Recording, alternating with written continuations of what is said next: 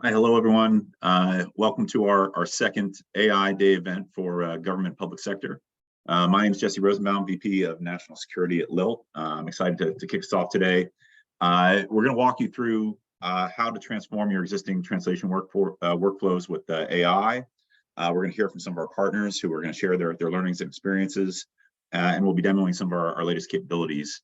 For those of you who aren't that familiar with LILT, we are the leading AI solution provider for enterprise language translation.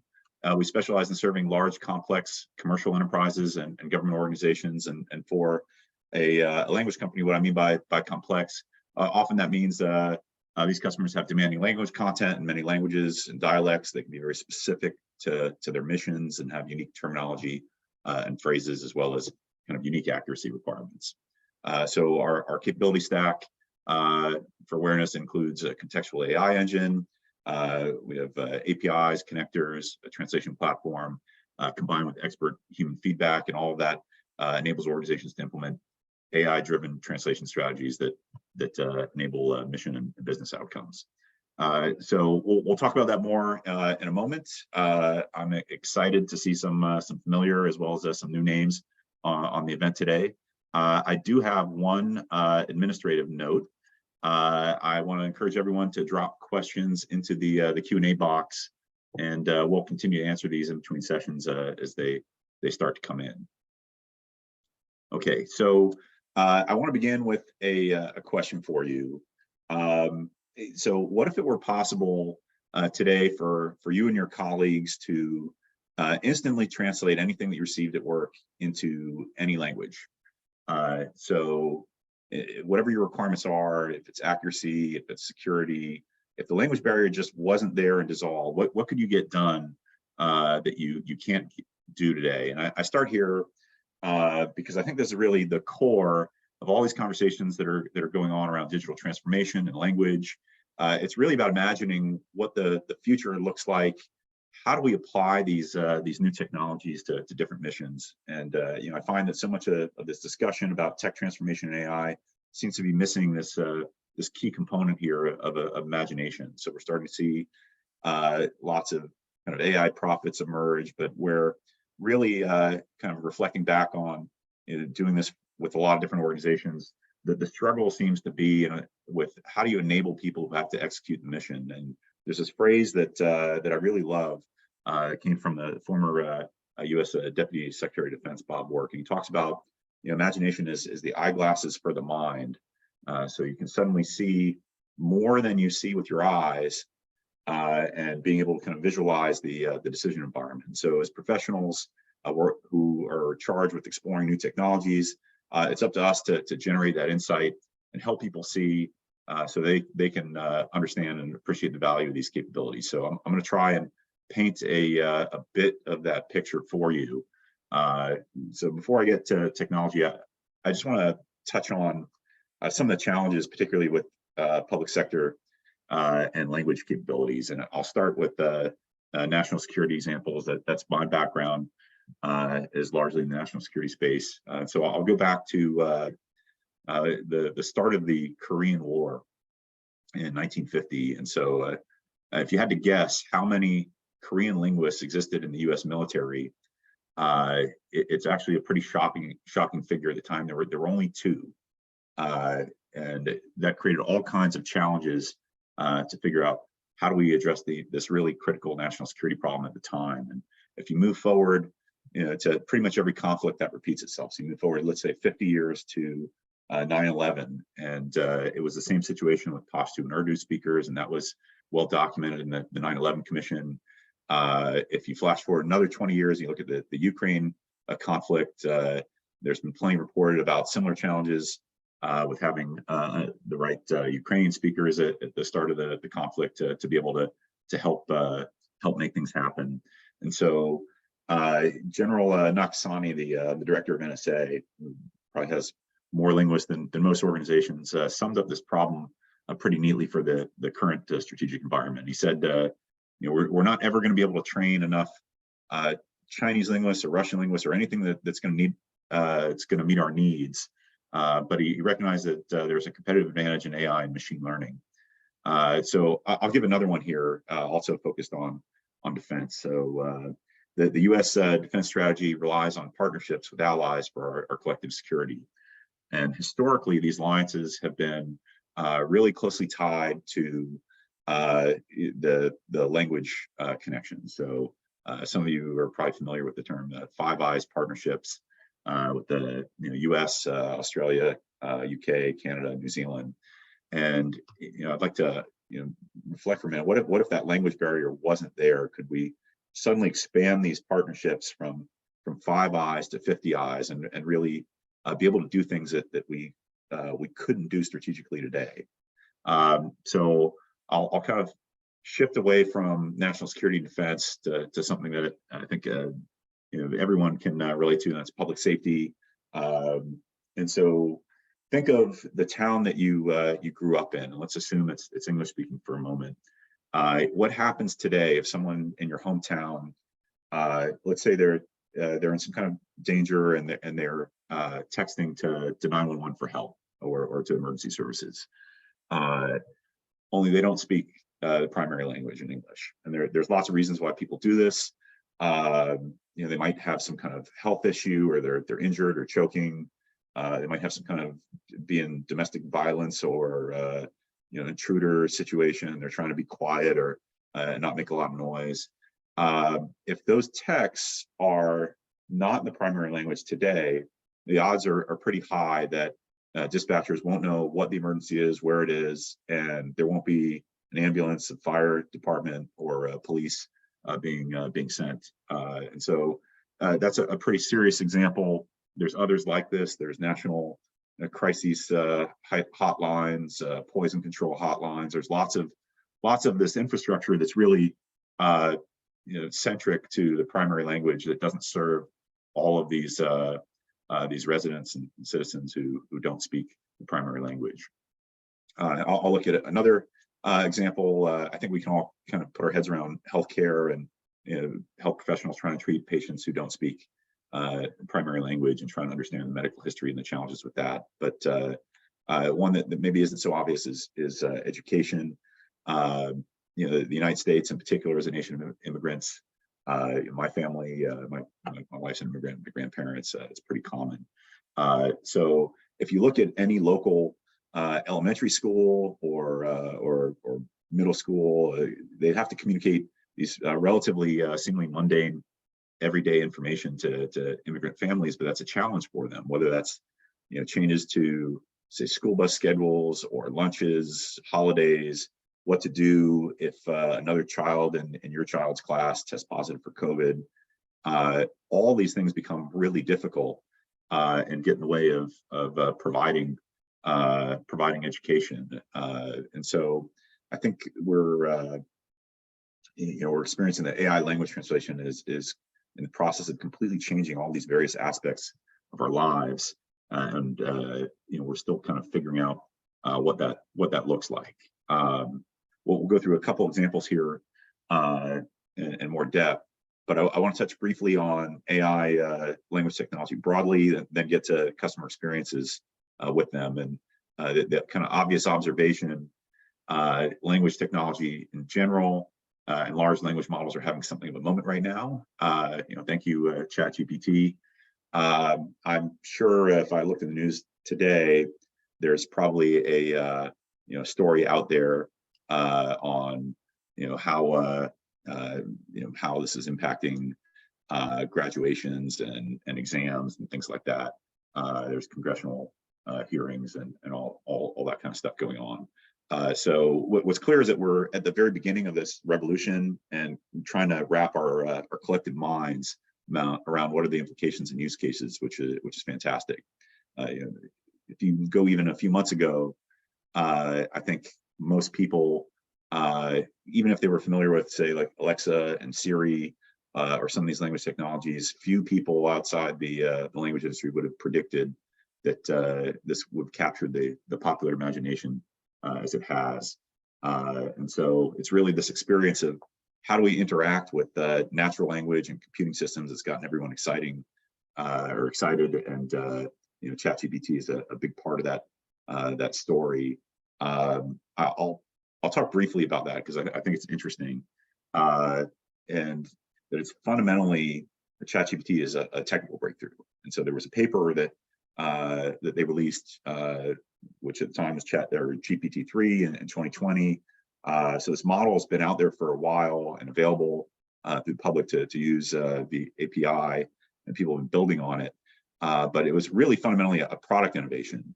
And what we noticed immediately after this launch is that suddenly people are working with this technology, and our own customers, many of whom were perhaps a bit skeptical about AI and worried about the quality that you get from a machine and how could you operationalize it. Suddenly, there's a lot of drive and discussion from senior leadership. How do we adopt this? What's your AI strategy?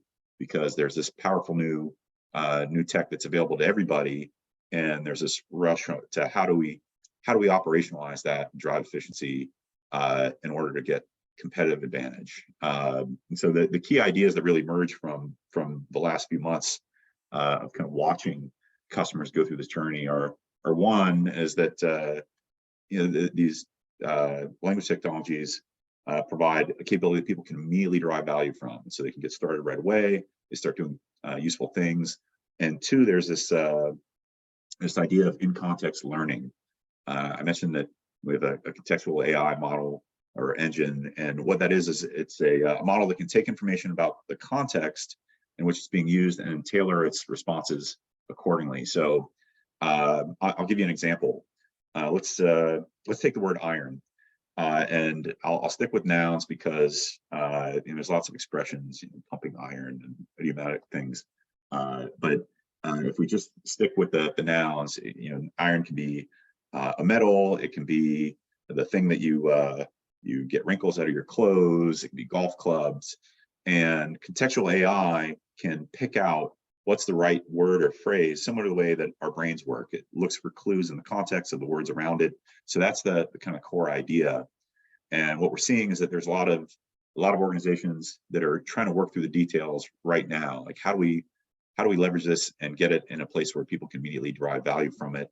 And then how do you make that better based on expert human feedback, so that it's not just more accurate for the task that you're using it on today, but it's actually aligned with the kinds of things that people do day to day in their jobs. And incidentally, that was the core idea that LILT was launched on in 2015, when it was still kind of an idea in the Stanford AI lab.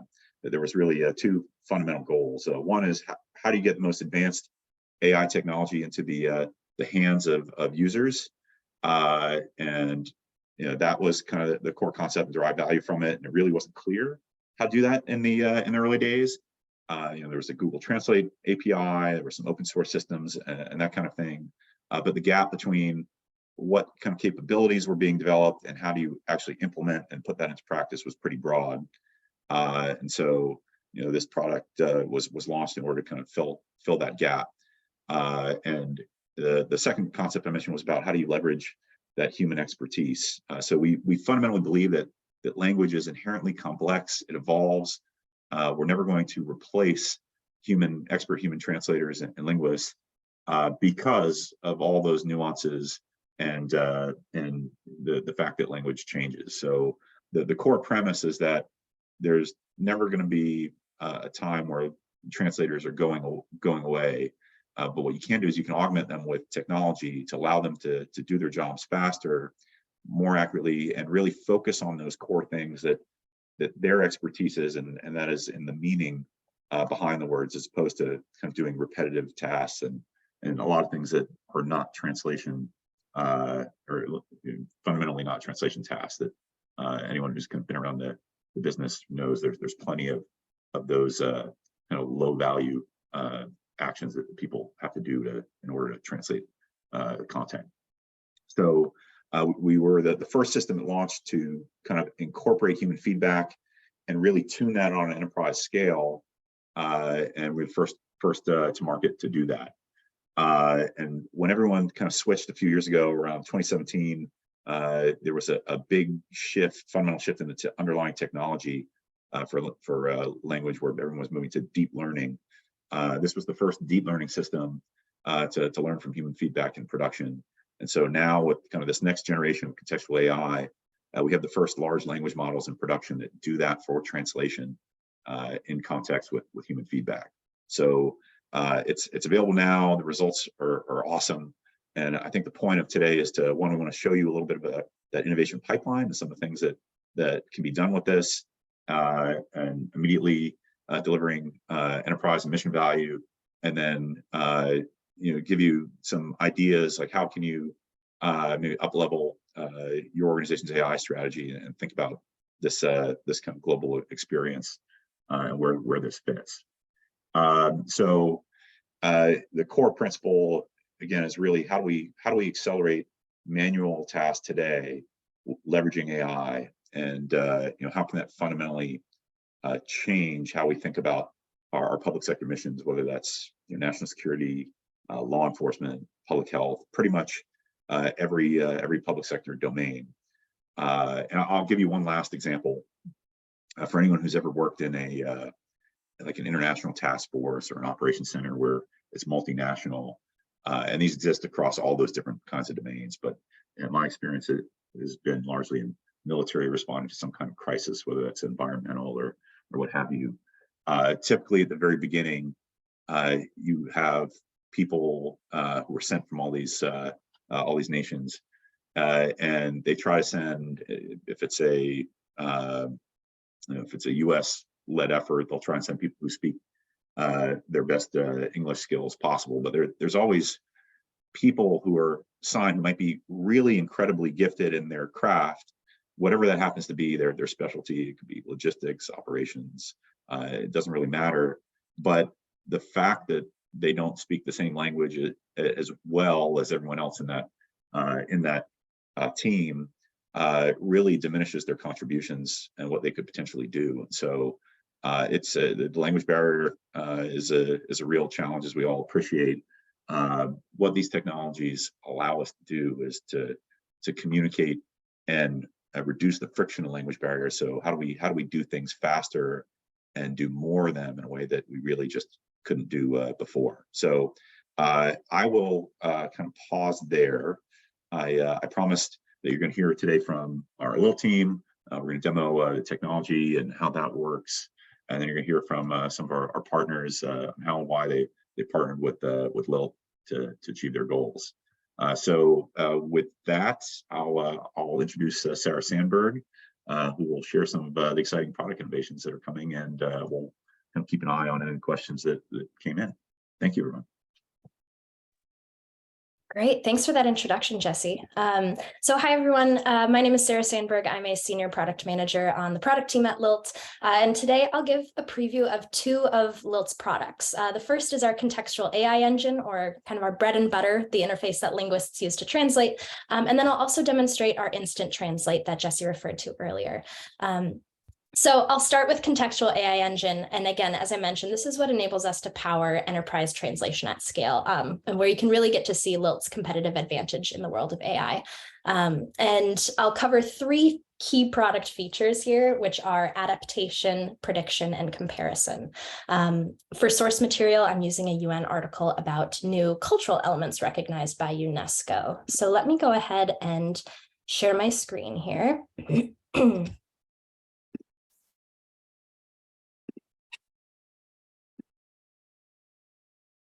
Hey. Okay, so this is our CAT tool, or computer-assisted translation tool. You can see here that our source text has been split into segments or sentences for linguists to review. So there's a translation suggestion from Lilt, and for comparison, Google Translate. And then right above that, we have a white space beneath the source text for the translator to make their edits. If you follow my cursor over to the right sidebar, this is where we can evaluate our document's translation accuracy and its comparison to Google Translate. So translation accuracy describes whether the predicted translation matches what a user enters as the actual translation. While it's showing as, as blank right now, the score will continuously update, and it will display a graph as soon as I start to translate, so keep an eye on this over here. And right underneath that is where we have some of our shortcuts or hotkeys that allow our linguists to translate more efficiently and with fast translation turnaround times. So for example, to insert a highlighted word, you can press enter, or shift and enter inserts Lilt's full suggestion from our contextual AI engine. This helps minimize the needs to take hands off the keyboard to use the mouse. And if you see me inserting words or segments really quickly, this is how I'm doing it later. And then finally, right beneath that is where we can see the total number of words in the memory training set used to tune the Lilt contextual AI engine specifically for this demo. So for this demo, the model has been fine-tuned with around 1,700 words, but for actual Lilt customers, this model is trained on tens of hundreds of thousands of millions of words, increasing the accuracy and alignment with each company or industry brand voice. And this memory set increases with each translated segment as well. So you'll see this number start to increase as soon as I begin translating our segments over on the left. And this is really what sets Lilt apart. It's that our contextual AI engine is being fine-tuned in real time as we translate a document. So let's dive a little bit deeper, excuse me, into what this looks like. So as I begin to translate here, with each confirmed translation segment, as I mentioned, our memory training set increases and becomes more tailored to our voice and brand in real time. So I translated that first segment and we saw our training set increase. And once I'm finished with the second segment, we see that increase again. And this active reviewing is what plays into our adaptation, Lilt's adaptation, one of those key features I mentioned. So again, each time we confirm a segment, we're training our engine. So if we want to teach the engine to use a specific word or synonym, we are training Lilt's contextual AI to help with the adaptation. And this is a much more engaging approach than that of legacy providers because our linguists are actively reviewing and accepting suggestions from the contextual AI engine and providing feedback in real time. So I'm going to go ahead and continue inserting segments here, again, using those hotkeys to insert those complete segments. But I do want to pause on this one right here. It looks a little bit different. And that's because there's a 100% match with a previously confirmed segment translation in my memory. So translators would see that this is a 100% match, and you see that that Lilt suggestion is automatically inserted. We don't even need to, go word by word. It's a 100% match. In this next segment, I want to highlight this word in red, which shows a terminology match from the glossary, or what Lilt calls a term base. This is a database that helps enforce domain and business specific terminology in translations. A glossary or term base is developed for each customer and local market, and this is what allows us to avoid literal translations or maintain consistency with style and voice across an industry. So in this example, the words baker's signature are in the term base, which will always be remembered and translated as signature du boulanger in all future segments. So again, this glossary or term base can be particularly helpful for product names, industry-specific terminology, or anything that can be a little bit particular. So let's look at Lilt's predictive text. As I begin to translate this segment, let's say we want to use the active form of these words. So instead of saying weighing and mixing, we say weigh and mix. Once I start to modify this text here, you can see how the rest of the suggestion updates and predicts, the engine recognizes and predicts what should come next after I change that. So this is part of our state-of-the-art technology. You can see how that contextual AI engine learned quickly, and Lilt adapted the rest of the segment suggestion according to this input. And again, this is exactly what allows us to be more efficient. It eliminates some of those manual translation steps, giving us a higher translation velocity and quality. So I'm going to go ahead and finish this translation here and insert this last segment. And we will preview our comparison and look overall how Lilt's compared to Google Translate. So I'll click Preview Comparison here. And we have this new view where we see our final translation on the left, Lilt suggestions in the middle, and Google Translate suggestions on the right. Here's that graph. Maybe you were watching it as I was translating, as well as our translation accuracy score and time saved. So we've saved approximately 32 minutes here by using Lilt instead of other engines. And then we can see how that translation accuracy changed over time. Now, I will mention that in that segment, I think it was 5 or 6, I did change quite a lot of the text. So don't be alarmed that it's a little bit lower, that it's 82%. That was somewhat intentional. Again, I changed some of those verbs pretty intensely. But with that, again, adaptation, prediction, and comparison, this is what allows us to maximize the quality, personalization, and brand specificity here. So I mentioned I'd be sharing 2 different interfaces. So let me bring up our Instant Translate interface. One moment.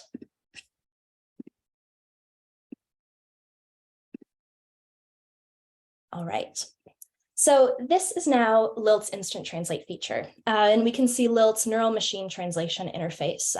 It's laid out in a very similar fashion to other off-the-shelf neural and MT translation platforms like Google Translate.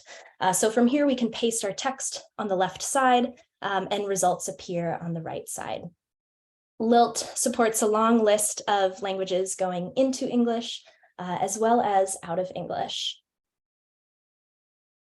And what's more is that once we have models adapted to your content, we can reach those customized models from here. So maybe this is a model that specializes in propaganda or science and technology. We can use Instant Translate with your own adapted customized models in Lilt instead of a generic model from Google Translate or ChatGPT. These will outperform other models and are more accurate as they've been trained specifically on your content. Lilt's Instant Translate is also secure. We control the entire instance on-prem, meaning it's secure. It isn't being stored or sent to the cloud anywhere. So sometimes we might have a file that we want to translate and preserve the formatting. And in this case, instead of doing text, we can translate an entire document. So let's take a page from the BBC News Russian service. And I'll select this article here, which appears to be about US politics. And I'm going to save a file or a copy of this file to my desktop. We'll call this BBC Russian US politics. All right, now that that's been saved, I can either drag that file in or upload it directly to Instant Translate. Select that here. And once it's uploaded, I'll need to select the source language and target language. So again, we'll go from Russian to English. And I'll hit translate. So as this is translating, I wanted to call out another use case. Let's say we have multiple files, like an entire website or a folder full of documents. We can also upload entire folders into Lilt Instant Translate to translate all at once. So in this case, I have a folder of files in Russian that I downloaded from the Gutenberg project. I can take that whole folder and drag it into Lilt, or use the upload files button to translate all at once. But now that we have this article completed, I'm going to pull it up. And just like that, we have the same web page in English. We have the images, the formatting, and the structure to get more information than we would have gotten from just the text alone. And as I mentioned, we can download individual files or the entire results as a zip file, again, if you were downloading or translating a full folder of files. So with that, I'm going to stop sharing my screen and I will pass it back over to you, Jesse. Hey, thanks, Sarah. I see that we have a couple questions that came in. Let me tackle one of these here. So someone asked, would you say that the government is well equipped to adapt AI, or are there some potential roadblocks to adaptation? So this is a really good question. And when we talk about adaptation, that was basically the capability that Sarah was demoing with the platform and earlier. How do we create these customized models that are unique to your particular language and terminology? So with regards to, is the government well equipped? I don't think they're at any disadvantage compared to commercial when it comes to adaptation. And that's because the technology makes it pretty easy, and there's a couple different ways to adapt. We can use expert human linguists, whether that's the government's translator workforce. We can do that as well with our translators to train the model on specific content, or if there's pre-existing content, we can just upload that, and you don't need any kind of data scientist or engineer to do it. The actual physical process of adaptation is pretty easy to generate custom models. The areas where I see some challenges are really around policy and implementation, where that's unique to government. On the public sector side, we would not see sharing of models, of adapted models between commercial organizations. Retailer A doesn't want to share their custom model with retailer B. That's their competition. What's unique about public sector is there's a lot of benefit to be able to share these customized models, where you may have unique language skills in a particular domain, and you may have colleagues somewhere else that could also benefit from that outside your org, and you can share those. And that's still, I think, being worked out across organization of what are those policy rules of how and when do we share models between each other, and there's some security implications there for certain customers as well. So let's see, there's some other questions here. I see one. Can you share some local government examples on where the technology was implemented? I'll talk to one. It's a school district in Maine, and it was exactly the example that I mentioned, where they had an influx of immigrants from Africa, as well as some of you are familiar with kind of the closing down of the Afghan conflict. That created influx and waves of immigrants, and these things happen for all kinds of various reasons and crises around the world, where suddenly in places that you wouldn't expect that there's a diaspora, and that overwhelms local governments and resources. And so this school district was desperate for a solution that could help them communicate with all these families about things that were, frankly, some of them were related to education, some of them were just, that's the hub of that community, of how do they let them know what's going on.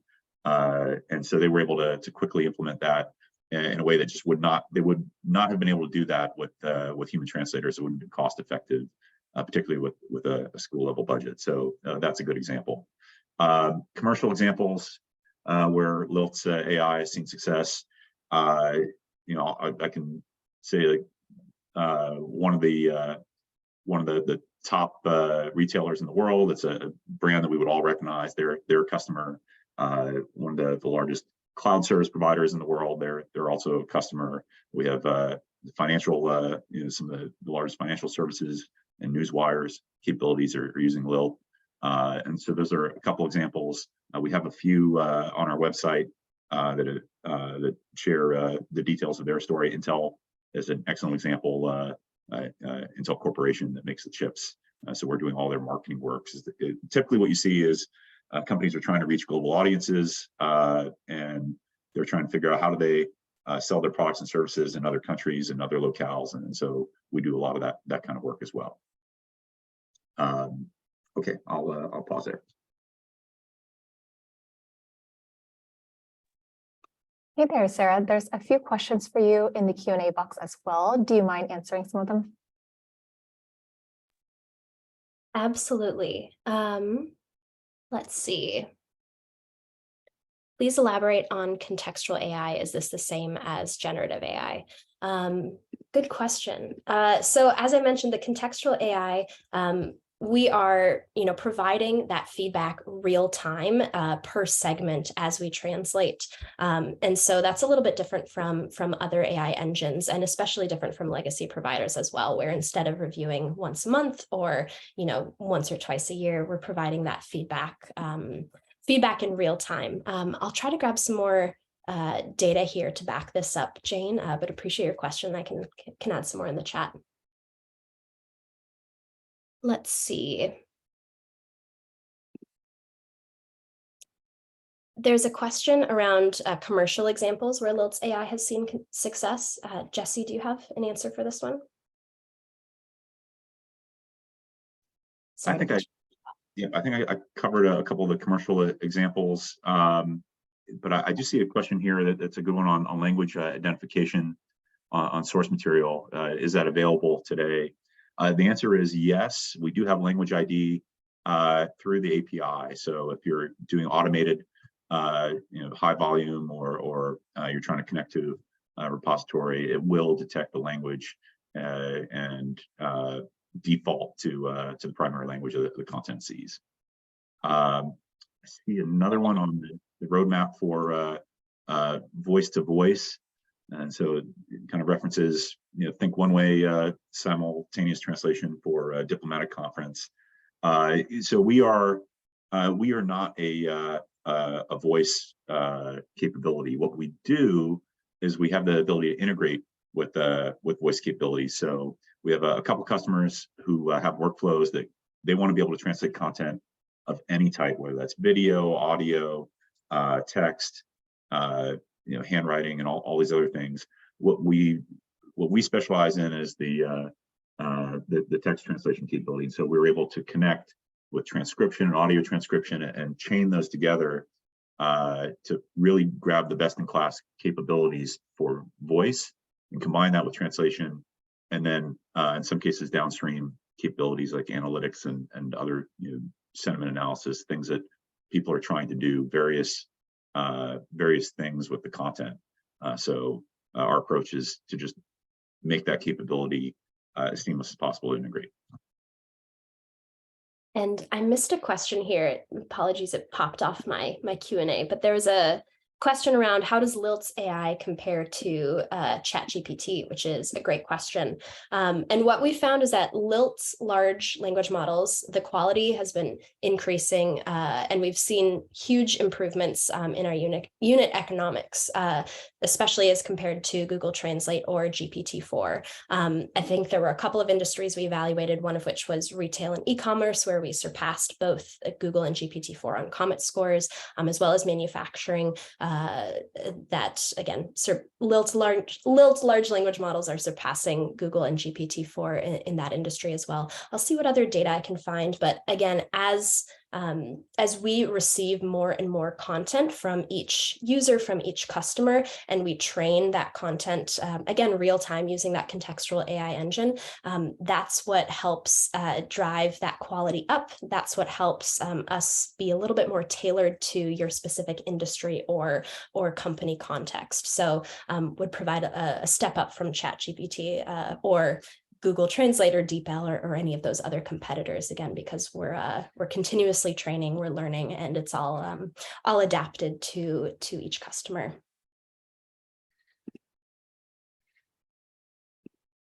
All right. Thanks, Sarah. I know that we're a little bit over time.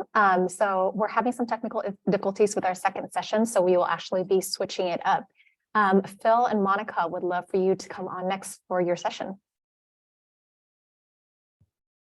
Awesome. Thanks, Han. Thanks, Jesse and Sarah. Fantastic segment. Great to be here with everybody. To all of our US DoD partners, it's been great working with you. To have our UK, Australia, Japanese partners on the call today. Fantastic to be here with you as well. But there's a lot of places outside the national security mission where the US government requires large foreign translation capability. So I'm really excited to introduce Monica Bozeman, the automated language translation lead at the National Weather Service today. So just to lead into this real quick, the National Weather Service published an RFI on language translation capabilities December of last year. And as soon as we saw this RFI come in, we knew that this was going to be a really sophisticated, smart customer. To pull a couple quotes out of it, NWS was asking for ways to become more efficient with training AI/ML models. And they were asking about fine-tuning the AI/ML language translation model to output correct and consistent translations. So from the very get-go, it was clear to us that NWS understands AI. And that makes sense. They do a lot of modeling, a lot of forecasting. They're very compute-heavy people. It's central to what they do. And that's been a great dynamic. NWS has been a fabulous partner to work with over the past year. And the second thing I'll say about NWS is I will hold them out as the case study for what successful federal innovation should look like. We met them just over a year ago in March of 2022. We got started on this project with a very small amount of funding. And then over the course of the year, as we continually proved results and showed how we could help the NWS mission, NWS expanded the capability not once but twice with additional chunks of funding to go chase other projects once we integrated and proven the baseline capability. We also saw the Weather Service move with just incredible speed and flexibility to overcome some of the hurdles and implement the solution. There's always challenges to bringing on new tools, to getting user buy-in, and NWS did an absolutely fantastic job of getting around those and bringing the solution to the field very quickly. So Monica, so great to have you. Before we dive into the tactical details of the project, could you just tell us a little bit about yourself? Where are you from? What languages you speak, and what led you to your career at NWS? Of course. Thanks, Bill, for the introduction and for having me today. So I have been working with the Weather Service for the past 10 years. I originally started at the National Hurricane Center for about 8 years, and then moved over to where I am now at the Office of Central Processing. And I am Spanish. I am not a fluent speaker with Spanish, but Spanish is in my family. I have a lot of Spanish relatives, so I've been around Spanish all of my life. I happen to be in the right place at the right time for this project that we're working on, and it has been a fabulous ride ever since. Awesome, thanks, Monica. So I've really enjoyed getting to know NWS as an organization through this project. Can you tell us a little bit about what is the mission of the National Weather Service, and give us a quick high-level tour of how you guys are organized? Sure. So the Weather Service, our main mission is protection of life and property. And so to meet that mission, we have this goal called a weather-ready nation, so that everyone across the continental US, in addition to Alaska, Hawaii, American Samoa, and Puerto Rico, know what to do when there's severe weather or critical weather happening in their areas. So the way we're organized is we have a couple of different regions across the US, and within that, there are 122 weather forecast offices that we call WFOs. And then you can treat those people kind of like your customer service for what the weather is doing today, or whether what you're gonna wear, how's your commute affected by the weather, and then the critical weather when that happens. Unlike if you go to an app where you can just read about what the weather's going to be today, you physically could call a Weather Service office and ask and get feedback from a human of what the weather is doing and how to get help. And they also engage with the community as well. In addition to the 122 offices, there's also NWS headquarters in Silver Spring, Maryland, where I work. It has a couple of different portfolios for the different ways we implement things. We have a policy program, we have a science and technology program, we have central processing where I am for the IT support, and then dissemination for getting all of our information everywhere. And then on top of those, there are 7 national centers for environmental prediction. So those are your National Hurricane Center, Storm Prediction Center, and all those well-known national centers where you would get your national level picture of weather information. Awesome, thanks, Monica. I've got a visual here, just pop up real quick, just to show everybody. So Monica mentioned all the different weather forecast offices across the country. So every city and county in the U.S. and our, the U.S. territories, NWS is there providing timely alerts. And then I've got some of the key hubs for language translation circled from Puerto Rico all the way over to American Samoa. So Monica, Weather Service has been working to scale language translation for some time, but 2021 was a big year where we really saw the pace pick up. There's been a long-standing cards requirement since like 2016, but 2021 things took on a new sense of urgency. Can you tell us what events drove that acceleration, and then what had been some of the historical, technical, and practical challenges that had prevented translating into multiple languages in the past? Yeah, 2021 was a key year for us. In addition to the cards requirement that you mentioned, our San Juan WFO traditionally have been translating weather service content into Spanish manually for at least 30 years. We don't have a weather service requirement for bilingual forecasters. So they were losing bilingual talent. And as we added on additional responsibilities to each of our forecast offices, San Juan was asking for additional help with completing those translations of the National Hurricane Center products. So we wanted to help them because it was a critical translation that we needed to be making. And then in addition, there was a presidential interest with his agenda, and the remnants of Hurricane Ida also came through New York and caused a lot of people of Asian descent to die because of the floodwaters, only due to the remnants, not the strength of Ida when she was a tropical system. So all those things combined led to a perfect storm of interest in getting translations done. So that led to, starting our process with, we started at Google Translate. So we did a practice year for a while, get our feet wet and understand what we were getting ourselves into, how feasible could it be with implementing it into our operations, and where were the pain points to kind of figure out how can we get some additional help and where could we make improvements from there. Awesome.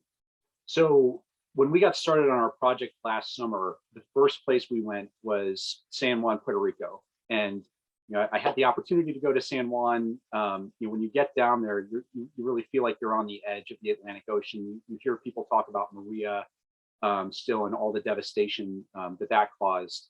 Can you paint us a quick picture of what's it like to be in that weather forecast office at San Juan, Puerto Rico during hurricane season? And how is the software going to help make translating those reports into Spanish easier for SJU translators? Sure. So every forecast office has a couple of different desks where a forecaster works and does their shift. San Juan is no different. However, they also, and every forecast office also does what we call decision support services, where they're talking to the community, talking to emergency managers, and they have to do all of those things during the shift. Now, San Juan also volunteers to do the translations on top of that. And the Hurricane Center does products every 6 hours. And that's a product per storm. So if you get multiple storms, you could have up to 5 storms we've seen before. And then, so doing a translation for a product, they said took them about an hour per product per storm. So you just keep compounding the time required to do the translation on top of having to call the emergency managers and answer any phone calls, doing media. They get a lot of media requests over in San Juan. They do a lot of outreach.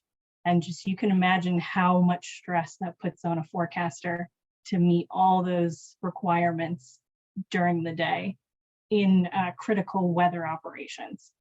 So they were desperate for additional help with making translations faster. They do have a lot of bilingual talent, but it was just taking them a bit too long because they're starting from scratch, doing all of it manually. So Lilt was a big help with automating some of that. And they were really encouraged seeing the difference between the Google translations, where they couldn't really change things and have to make post edits, whereas working in the Lilt interface, where they had control over how the translation looked from the get-go and noticed that it would learn from them. That was a huge improvement in getting their culture to change to be resistant from automated translations or semi-automated translations to using Lilt and being extremely happy with the results. That's awesome, Monica. Can you tell us about how long it used to take to get products out versus the timelines that we're shooting for today? Yeah, the delay time for the Hurricane Center products could be up to 1 to 3 hours. Now, when you have a cycle that's every 6 hours per storm, that takes a while. So having people wait up to 3 hours for critical information, especially as it's getting closer to the land, closer to making landfall, that just puts a lot of stress on the forecasters. So we were able to save them significant time. By the end of the hurricane season, we were able to get that down to about 15 minutes, 15 to 20 minutes of product. So major time savings for them to get back to doing weather forecasts, which is amazing. That's huge. And I know that it's really important to get the highest possible accuracy translation for NWS products. Can you tell us why, it's so important to get the highest possible accuracy, and what kind of accuracy results did San Juan get last year? Well, with our industry, making sure that it's accurate means someone's life or death. You want them to make sure that they are taking the appropriate action to protect their life and property during critical weather operations. Fantastic. And then, so after we worked at San Juan, the next place we went was back to New York, where Hurricane Ida had created such devastation because of the language barrier. Can you tell the audience a little bit about what we're trying to do with the New York project, and how is this breaking new ground in a way that's never been tried by NWS before? Definitely. So with San Juan, we actually had bilingual forecasters, which was a huge help. With New York, they do not have Spanish or Chinese staff in their office. So for us, this is completely new, very innovative, because most of our weather service offices do not have bilingual forecasters to assist. So everything is automated. We're doing, I know you Sarah showed the two options that Lilt provides for tools to use for translation. We are using both of those. We have a hybrid approach. We are fully using Instant Translate in the background to translate the New York content based off of how we're customizing what we're translating. And then we also keep a queue of the translations into the translation cat tool. So that way, if we see an error, we can read it and then address it. And then by the linguists from Lilt or from bilingual folks within the weather service that we've identified, they can go in and fix that so that the next translation is correct. Awesome. And can you give us a quick overview of what languages you plan to scale to over the coming years? Right now, we've done Spanish with San Juan. We're doing simplified Chinese with the New York office. We're also going to be kicking off with American Samoa for Samoan. And later in the fall, we'll be doing Vietnamese as well. And then for the next couple of years, we plan on doing additional languages, trying to get up to about 12 or 13 languages that we've identified have the biggest need for low English speakers. That's awesome. So you mentioned American Samoa. I love the project we're doing out there. I'm still trying to score a site visit for training. We'll keep working on that. Can you tell us about what translation looked like at American Samoa in the past, and then what are your plans to scale translation capability there later this year? Sure. So Samoa is a similar yet different case from San Juan. They do have bilingual Samoan speakers in American Samoa. However, the difference is, whereas San Juan has a couple of desks with a lot of people available in their office, Samoa has a single desk with one person on shift at a time to do all of the NWS responsibilities. And one thing that's special that they do is they will go out personally to talk to the tribal chiefs as their decision support services require. And they have to do the English and Samoan in an area where English is a second language. So the fact that it's one person is such a pain point for them, and they were also begging for assistance. So we're going to do a very similar setup to San Juan and have their forecasters get set up with Lilt accounts to be able to do the translations interactively to save them time as well. It's fantastic. So over the course of the project, it's just been super fun to see the passion for different dialects of Spanish across the U.S. And like Monica, I studied Spanish and enjoy getting to use it for this project.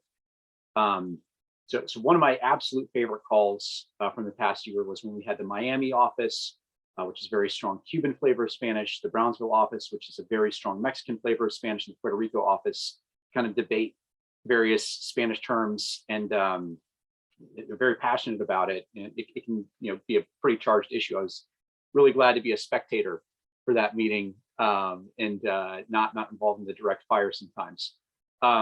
But can you just say a word about how you are planning to set up different translation software models to reflect the need for different kinds of Spanish in different parts of the US? Like what's your model management strategy that you've come up with? Sure. So for Puerto Rico, they have a very distinct dialect, as you mentioned. So they have their own model specifically for them. For the rest of the US, they're getting, like you said, influence from all those different types of Spanish speakers. So we're having the influence from the San Juan forecasters, and then we're having lots of meetings debating terms, and then we have a central glossary and to address how certain words won't work in certain areas.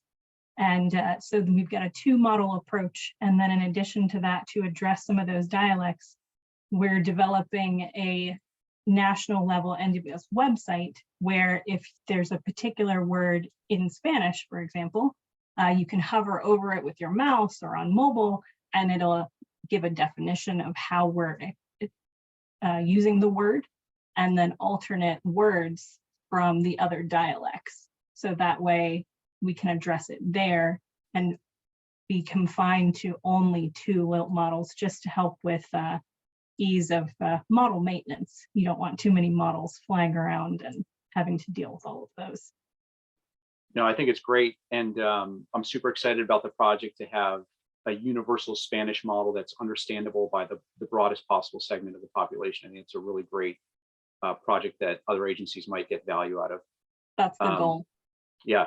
So we're coming short on time here, but just to close, could you say a quick word about the humanitarian impact that we expect to have through this project?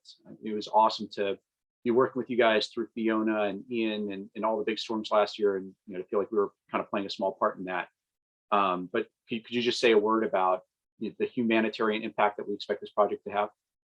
So we've analyzed the 2019 census data. We wanted a pre-COVID look at the US Census. And actually we found out that for low English proficiency speakers, and these are just the people that responded to the census, is 25 million people.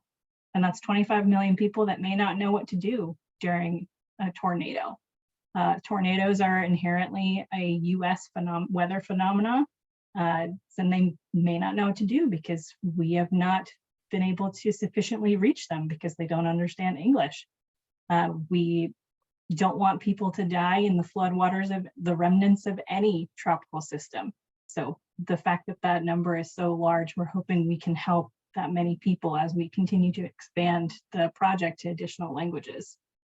Because 25 million people is just a remarkable number, and we'd like to try and help every one of them. Yeah, absolutely. One of the most impactful moments of the project was when the NWS director shook my hand and said, "This is going to save lives." Exactly. That was awesome. So Monica, there's a question here that I think might be directed at you. We've still got 1 or 2 minutes before our UK counterparts take the stage here. So this question is about when you use human review or not. So can you give us a sense of like when you're planning to have human review over the disseminated products versus in which cases you won't? Yeah, so in real-time operations to get things out the door at the fastest pace possible, we won't. We'll do a post-human review. For the San Juan office and the American Samoa office, those will both be human review from the get-go because they have the speakers available. So that way we do implement that hybrid approach. And then we have an email functionality where we can see how the translation is done. And if we notice anything that we're not happy with, we'll go in and say, assign the translation to one of our bilingual people or contact you and see if we can get one of your linguists to go into the model and help with training to train out any errors or things we don't like. Perfect. Monica, thank you so much for being here. It's been so much fun working on this project with you. Really enjoyed it, and so grateful for everything you're doing for the country with this. Thank you so much. So at this point, we'll pass the baton over to our UK counterparts, to Jules, who works at the LILT UK section, and to Avadni. Jules and Avadni, great to have you both. There's really nothing more important than stopping the aggression by state and non-state actors. So very excited to hear about the national security work that's occurring in the UK. And to our Japanese partners calling in today, to our Australian partners calling in today, great to be partnered with all of you as well. So without further ado, Jules, go ahead and take it. Thanks, Phil, and thank you to Monica for highlighting such an impactful mission space that you're getting after those. It's really great to hear more about that. First, just to introduce myself, I'm Jules von Niehammer. I lead Lilt's government work in the UK. Today, Vadni and I are going to be speaking a little bit about AI and national security with a particular focus on law enforcement. Vadni is representative of the UK law enforcement innovation community. So first, just to welcome her and thank her for her patience while she's been having some technical difficulties with things. Vadni, thank you for joining us. And would you just take a moment to introduce yourself and tell the audience a little bit about your work? Yes, happily. Hopefully you can hear me as a starter. Yes. Well, that's a relief. And apologies, I can't get the camera to switch on. It's not enabled from apparently a different end. So sincere apologies. Yes, I am Vadni. I work for the National Crime Agency here in the UK, and I am also connected in with UK startup investment arm of HMG called NSIF, National Security Strategic Investment Fund. And so that sort of joins up where my mission is and my access to the startup market and what brought me on the journey with Lilt, which is why we're here today.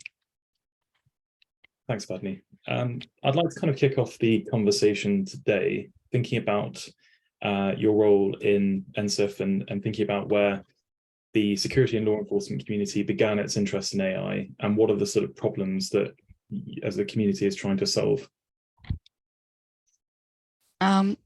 So as we know, the challenge with pretty much all the work that we do involves significant amounts of data.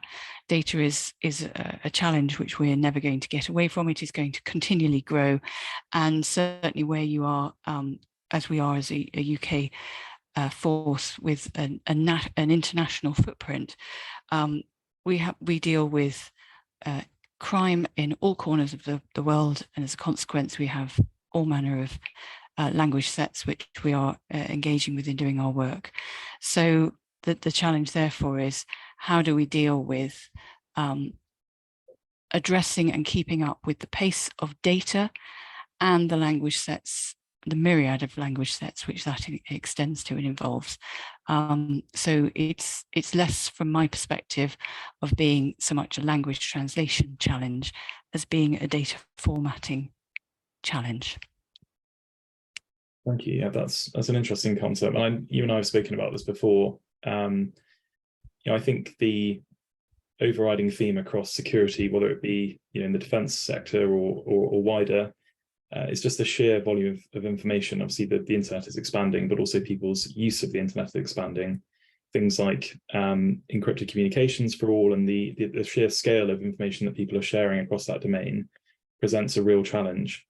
And I think about recent examples in sort of mainland European law enforcement where huge amounts of data was collected after an operation, and the ability to understand that within the speed of relevance. Would you able to sort of speak to some of the specific kind of operational challenges around that? So yes, so we've had continuing even through the pandemic, we had the first of our largest operations ever. It's not the last of those, it's just the starter of the sorts of scale of investigations which we're progressing. It was in the news. It's not going to be a surprise to people. They'll have probably heard about it, or you can Google these sorts of things. The challenge that posed was the wealth of different devices through which various amounts of data was gathered, again, in different languages, different formats. Bringing in that kind of scale of data has a relevance in terms of the speed at which we can then react. So we cover a vast array of different threat areas within the law enforcement perspective. all criminality is connected ultimately. So if we are dealing with, be it small boats, be it human trafficking and modern slavery, you've got real individuals being impacted, those individuals who are communicating through various mediums, not necessarily in a UK or English language. And it's how do our officers make sense of that? How do they make sense of that at the speed that's needed?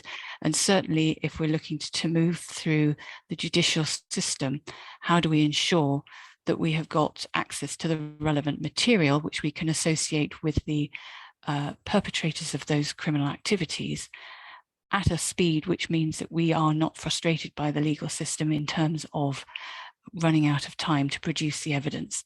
So it's getting to the nub of the key data within the wealth of data that is obtained or seized, and being able to understand that, format that at the right speed, so that we've got it to be able to bring initial court proceedings, so that we can detain and progress a formal judicial route to sanctions. But it's a combination of bringing to justice those who are perpetrating these crimes and ensuring that the victims of those crimes are engaged with effectively in the process as well, so that they are safeguarded and communicated with effectively. Thank you. That makes a lot of sense. And I think one of the reflections I have is about how across a large organization or agency, department in government, language is generally something that resources allocated to a very high priority of the information. And we talk a lot at LILT about the idea of kind of democratizing access to language. And are you able to kind of comment on the different areas of a mission that might be, might benefit from that beyond, what we've already spoken about in terms of the actual human linguists and be able to augment their workflows. But I think sort of the wider users that could benefit from AI technology like this. So yes, certainly within NCA, we've got a wealth of different departments. So that could be from large volume material, which is just being looked at and analysed from perhaps open source environments, through to those lifetime operational responses. That's not limited though to an NCA perspective. That is a law enforcement and goes much wider than that. So for example, borders are a good use case, but if we're looking at say a large metropolitan area, large metropolitan police force, they are going to have tens of different spoken languages within a cityscape, and that poses a challenge both from an investigation perspective, but also engaging with members of the public who we are here to serve and support. So I'm certainly not speaking on behalf of the Met, but I'm aware that there are opportunities which could align with the Met response within London around where and how officers could have translation tooling at their fingertips, which helps with them being able to, with their officers being able to engage with members of the public on the street who might be involved in criminal activity, as in victims, and likewise just helping generally both those victims, but also where there are challenges with non-English speaking members of the public, and in terms of the officers and how they're able to actually lean in and help. UK approach to policing is from the perspective of police as a service. So it's not always about enforcement. It is very much about having that balance of leaning in and working with citizens within whichever city, town, county, etc. across the UK.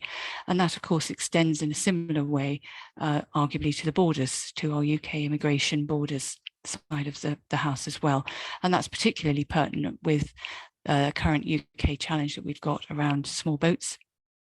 The influx, the regular routine daily influx of people who are putting themselves at risk, seeking to cross the channel, being received at beaches across the south coast within Dover, within Kent rather, around Dover, And obviously the natural language is not necessarily going to be English. So it's about how we can help and engage in a much more sort of tactical, operational way by potentially having tooling that enables any language to be accessible to the border force and help with that communication at that critical point of need. Yeah, that makes a lot of sense, especially with the potential for lots of kind of repeated or routine work in other languages, things like verifying documents or other kind of structured data that helps a border force agent assess what somebody's situation might be. Not least just the ability to communicate with them human to human. I'd like to switch a little bit of focus now to how organizations actually adopt technology like this. And the first thing I'd like to ask about is some of the kind of security considerations that are thought about with an organization like NCA deploying LILT. So it would be the usual security considerations that you'd actually have, I would suggest, with any tooling. So it's really agnostic of whether it's a LILT product per se. Rather, it's about, as with all partners, and I think increasingly actually all organizations, there is a need to make sure that the data that we are controlling and utilizing is safe and secure. The risks from breaches around data are so severe that it would be financially damaging, both in terms of reputation but also in cost. So it's critical that security aspects of where and how we're able to securely access tooling such as LILT or anything else, as well as how that those products, those platforms manage and are trusted to manage the data which we're using, is absolutely critical. I think one of the key aspects around LILT that which piqued the interest so early on was the fact that it has different modes in which we can access it. So it's not just a web hosted environment. It's also got the functionality to be standalone or to be hosted on-prem.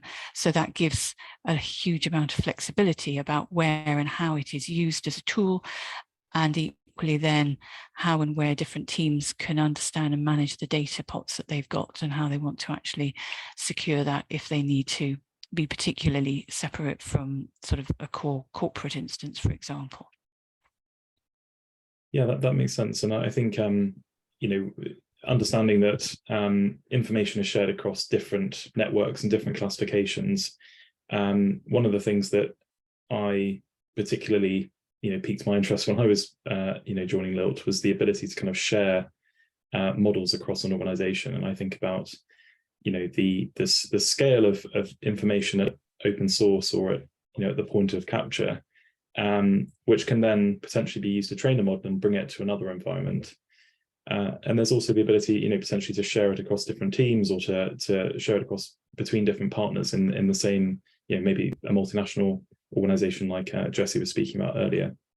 Are you able to sort of comment on how that sort of processes capture the imagination of users in terms of the ability to kind of share models? Yes, and actually that was one of the key things anyway through the work program that we progressed with LILT, was around actually, and maybe I'm jumping ahead with questions, but actually developed a new language model in itself.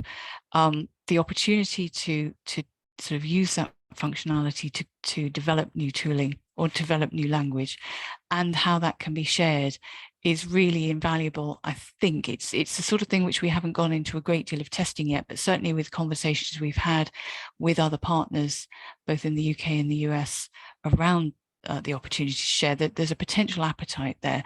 The sort of thinking with it is to understand from a sort of behavioral and social science perspective that criminals are likely to have potentially a pattern to how they communicate, how language can be then from a memory or from a saved model memory assigned to a particular criminal entity, and then how that could then be shared with others to see if there are linkages. I think has great propensity for the future, because when we recognize that criminal activity is not bounded by country borders, it is international, it is everywhere. And as a consequence, there may be opportunities through the large language models, through the sharing of models, to actually be more focused in terms of how we can pursue some of these criminal entities through the cyberscape, and make sure that, you know, if there are international connections, that those are identified and made. So there's that sort of thinking and angle, which I think could have some value in the future. It's still early stage in terms of the understanding across certainly NCA of the power that LILT and large language models is going to have to our future sort of investigation, intelligence sort of development. It's growing apace, but there's so much that is still, I think, has the opportunity of being considered, and then models and ways of working built around it.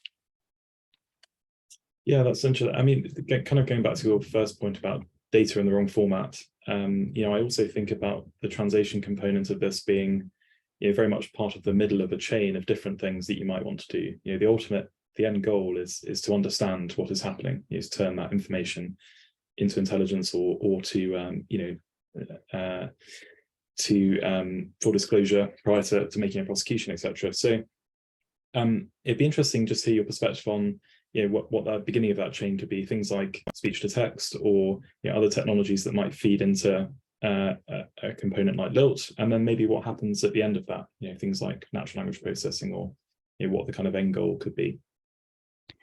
So I certainly think, yes, you're right, in terms of speech to text, that and back again, which is the crucial bit. So when it comes to the example that I was mentioning earlier around how it could be used at a sort of street level, as it were, if you're engaging with members of the public, it needs to be something which is not just a written format. It needs to be something which can take an audio input, translate it at real time, and provide a response so that you've got that seamless engagement. The speech to text will also go to where you've got text material. You don't have text material, but you have speech equivalent. So being able to take audio feeds and understand what's going on in real time, even in a sort of not street level, but operational context, which I might be thinking of, has huge value. So to my mind, yes, that is a natural sort of part that I'd be interested in seeing on a roadmap with LILT, because I think it just adds huge depth to what you've already got with the product that we've been looking at. Yeah, that's helpful. I think it's kind of bring it full circle with the, you know, the human verified aspect of this, that, you know, in sort of high stakes environments like this, it's very important that the translation is assured. And especially when you think about, you know, to sort of lead me on to another question, you know, the kind of early questions we had with the law enforcement community were about the confidence we have in that translation. And initially, a world that was introduced to machine translation and hadn't fully appreciated how a human in the loop system with contextual AI can completely change how they think about that kind of human machine teaming. I'd be interested to know, you know, what your thoughts are on the sort of admissibility of that, and like how with a human in the loop system there can be that confidence that a translation is ready to kind of be submitted to court, rather than, you know, a pure machine translation system which doesn't have any human verified process. So I think where we are where we're on the journey at the moment, it's critical that you've still got a human in the loop. The opportunity that LILT provides is to be able to deal with the chore so that you can triage the material that you've got generally. The need to then take verified, translated content into the courtroom is still going to require a linguist who has reviewed the material and provided their input about what that translation actually means. The implication, though, of what that might mean for LILT, you might sort of think, well, you know, if you're going to use a linguist, then what's the point of having LILT? It is the ability to translate huge volumes of material and then to be able to hone in on the relevant components of that translation so that you've got the right cost value around what you translate. At the moment, if you've got significant volumes of material and you have got limited linguists, or even if you have almost unlimited linguists, you've still got to have enough at a moment in time to be able to get through the vast amounts of material. And that is both a cost in terms of financial outlay in getting it translated, as well as the time and the speed at which you can do it. So using a translation tool such as Lilt helps you to translate everything without having to discern what to put forward first, helps you to then perhaps with other tooling synthesize that down into what the key areas that you need to focus in on of that translated material, and then bring the human into it so that they can do the language translation formally for the court process. I think where I'd be interested in seeing if we could get to, and I think there could be a future with this, is where the court systems trusts the language, that the automated language translation, and ceases to require there to be an individual linguist who comes in. And that, to my mind, starts to align with perhaps where we might have been somewhat 20 more years ago, 30 more years ago with forensics, which was, it was an early stage science at one point. Did we really trust it? It had to be paralleled with all sorts of other components.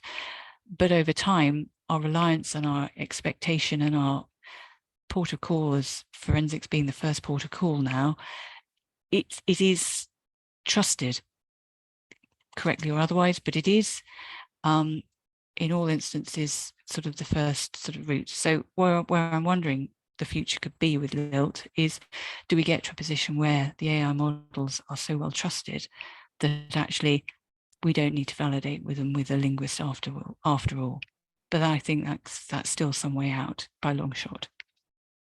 Yeah, I understand what you're saying, and I think to speak to Jess's point as well, that the way we use language changes all the time, and maybe we might be in a world where we have a highly we have such volume that maybe the task is insurmountable for the time at which it takes to translate, even with a tool like Lilt, and be able to submit that evidence to court. But at least the ability to submit some of it or all of it with machine translation output, where previously, and to kind of wrap this into a question I saw in the chat about the actual impact of this, many of the users talked about how a common defense is that there is evidence in untranslated material that their defense rests upon, and that the inability to translate it prior to disclosure means that there's a potentially legitimate defense, but also often used as a way of sort of undermining the investigation or undermining the court process. Are you able to comment? I think the other thing we've spoken about is the metrics are very important, and we've spoken a lot about the volume of data and things like the amount of backlog that organizations have. But it strikes me that it's more impactful when it's kind of combined with these powerful user stories. Are you able to share any of those from the community in terms of what the actual impact has been? Yes. So one of the key areas which we tested, we tested a couple of areas. One was through our cyber unit to see what they can make of significant amounts of material that they have obtained, open source material. And that was about testing and seeing how much we could translate. I haven't got the specific volumes in that case to hand. We also tested another area, which was to try and deal with a backlog of material, as I referenced earlier, which we did a significant intervention during the early stages of COVID. As a consequence of that, we had quite a backlog of material, primarily because, as we all know, we were locked down. How we could work had been impacted. Bringing people onto site was therefore a challenge. That meant that the whole system got clogged up from vetting all the way through to actually bringing individuals onto site and having the space to operate. The impact of that was therefore a backlog. And to give you a sort of sense of scale, we did some analysis and identified that without a Lilt type tool, we would be dealing with sort of a volume of material, perhaps in the 500,000 sort of scale, so 350 to 500,000 worth of translation material, with a significant backlog of multiple years, so 3+ years. The reality is that moving to a language translation model such as LILT has enabled us to speed up to, and even these numbers sound staggering, 200 million documents with a 5-minute backlog. That is the sort of scale of change. So it's 99 times quicker sort of thing, which is phenomenal. So in that instance, there would be no backlog. There would be spare capacity. That is a sort of system approach that would just revolutionize and does revolutionize our ability, therefore, to deal with, as I say, the exponential growth of data, the opportunity to deal with very large cases of which we're seeing increasing instances of, and it starts to change the dynamic of what you can actually operate at, which is sizable, and in and of itself should be a threat to the criminal actors that we are going up against. So it makes us credible and gives us the ability to actually operate in a way that hitherto we would have been struggling with. Yeah, that's very powerful. I mean, the sheer idea of selling a vision of there not being a backlog, right? That you could have a system where you have auto scaling. You have a cloud deployed system that can scale as demand increases, and that across an enterprise you can achieve 100 to 150,000 words per minute, and that it's sort of scalable as it goes up. I certainly think about my operational experience and the difficulty there was to find translation resources for very low priority things. I'm not talking about particularly mission impact, but certainly impactful to me and my team. The idea that this could be available from frontline police officer all the way through to more complex data or forensic or cyber units is quite compelling. I think with the remaining time, I just want to ask a little bit about the changes that you've seen in terms of organizational approach to AI, and what the future might hold for adoption. Things like, so you don't go into too much detail in the remaining time, but things like regulation, how auditable it is. Most government departments have a digital data strategy, have stood up departments around this. So where do you think the next stage is for adoption of these types of tools? Oh, that is a I think I find that quite a difficult question. So I think the reality is if we don't get this right, if you don't get the approach to AI and your ethics as well as verification right from the outset, then it will pose a challenge to your adoption and how you're trusted with it in the future. So I think it's absolutely critical that you've got it right. And I think equally, because of what we're seeing and hearing more around generative AI, these large language models, and understanding the risk potential of how they could be trained getting that slightly wrong and what that then means. And in the same way, potentially, as we've seen with forensics from the early days, and when it didn't quite work right, the impact that then has later on for individuals who may have been in forensic space found guilty and gone to jail, and then found, well, was that right? Was that an unsafe outcome?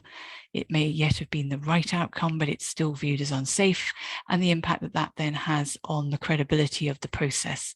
So I think getting it right from the outset is absolutely critical, so that you can avoid the equivalent challenges that have been had, certainly in the UK, from a forensics perspective, happening with the AI space that we're now sort of very much in. Certainly with some of the recent things that have been going on in the press about warnings and indicators that people have been coming out with. So I think it's a very hot topic. It's getting it right. It's maintaining our calm and balance and just working through it in a systematic way so that we've got good solid systems and processes to support how this journey continues, so that the tooling that we've been looking at can be used effectively and can be trusted. Thank you, Adney. I'm just going to look at a couple of the questions in the chat before we conclude. This question here from Peter Joyce. I think, Peter, I'm going to answer this in terms of the sort of organizational resilience in terms of sort of, I guess, in terms of mainland Europe. Now, if I've answered correctly, this is about how AI companies can work with different government agencies, and that the government agencies working together to reach a consensus about how to adopt tools like this and what the risks are. I think one of the key things, there is a large difference between the attitude in the States and in Europe. I mean, Europe is typically led the kind of regulation aspect of that. We've seen that over the last sort of 5 or 10 years that venture hasn't necessarily caught up, and that in the States there's less attitude about regulation in the same space. I think this is really important to do at the kind of the mission level. So when we talk about agencies like National Crime Agency, law enforcement, or defence, that the coalition or operating environments that they're working in reach a consensus of how to deploy these tools within the constraints of that mission. Because I think that the depth and breadth of application for this type of technology is vast, and if we seek to kind of regulate so broadly, we may risk inhibiting some of those missions. So I think that it should be mission-led, but I also agree that there is a responsibility for AI companies to essentially be open to discussing these types of things. And one of the things that is worth highlighting with Lilt is the fact that, as Avadni said earlier, the data is auditable. So I think this is a very important part of any AI adoption strategies, to understand exactly what the data is that the models are trained on, and exactly what the output is as a result of that. Hopefully that's partially answered your question. For the others, we will make sure to answer those questions offline. I'm just going to thank Avadni again for joining us and for such an insightful discussion about the various ways that AI can address language problems across the law enforcement community. To our audience, should you wish to discuss more about Lilt, please do reach out. We'd love to hear from you. Please do send through any subsequent questions. And I will hand over to Phil just to wrap us up there. Awesome. Thanks, Jules. Thanks, everybody across the U.S. government, across our allies and partners.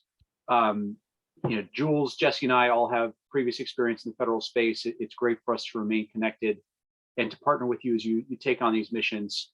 Thank you all for being here with us today. If you want to get in contact with any of us after the event, we are more than happy to help. So again, thanks for joining, and any questions, just let us know.